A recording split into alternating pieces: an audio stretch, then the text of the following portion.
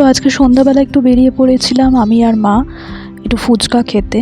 তো রাস্তায় যেতে যেতে মা আবার আমায় বলছে যে মনা আমি কিন্তু একটু সবজি বাজার করব। তো এটা আমার বাড়ির সামনে একটা কালী মন্দির। তো এখানে আমি বলছিলাম তো ফুচকার দোকানে চলে এসেছি, ফুচকা খাবো। তো অ্যাকচুয়ালি সেদিন বেশি ফুচকার দোকান বসেইনি। তো যাই হোক একটা পেয়েছিলাম, তো আমি এখানে একটু ফুচকা খাচ্ছিলাম। তো আমি আমার কাকুকে বলছিলাম যে আজকাল কি লঙ্কাগুলোর ঝাল হচ্ছে না, তো একদমই ঝাল নেই, তো একটু বেশি করে ঝাল দাও, একটু ঝাল দিয়ে বানাও। তো এটাই আমি বলছিলাম কাকুকে। তো তারপর কাকু এতগুলো কাঁচা লঙ্কা দিয়েছে। তো যাই হোক এখানে ফুচকা খাওয়া শেষ, তো তারপর মার সাথে যাচ্ছিলাম সবজি বাজার করতে। তো এই তো আমি আর মা হেঁটে হেঁটে যাচ্ছি। তো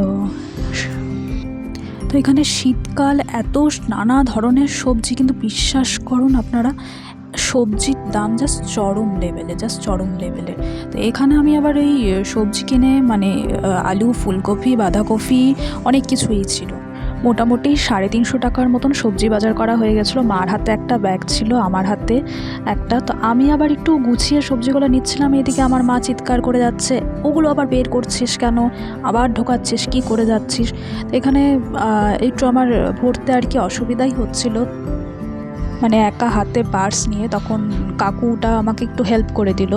তো তারপর যাই হোক সব কটা সবজি ভরে গুছিয়ে নিয়ে তারপর রওনা দিলাম আবার কিছু জিনিস কেনার জন্য। তো সবজি বাজার কমপ্লিট, আমি একটু বাড়িতে চলে এসেছিলাম, কারণ এত ভারী দুটো ব্যাগ, মানে মা তো নিয়ে হাঁটতে একটু অসুবিধাই হয়। তো বাড়িতে এসে আমি জিনিসগুলো রেখে গেলাম। তো এখানে আবার আমার বাড়ির সামনে গ্রসারি শপে চলে গেছিলাম, একটু মেয়োনিজ নেওয়ার ছিল। তো সেসব বাকি জিনিসগুলো নিয়ে তো তারপর বিল করে বাড়ি আসি। তো প্রচণ্ড টায়ার্ড হয়ে গেছিলাম, মার সাথে বেরোলে এটাই হয়। তো আবার দেখা হবে একটা নতুন ভিডিওতে। তো আজকের মতন টাটা।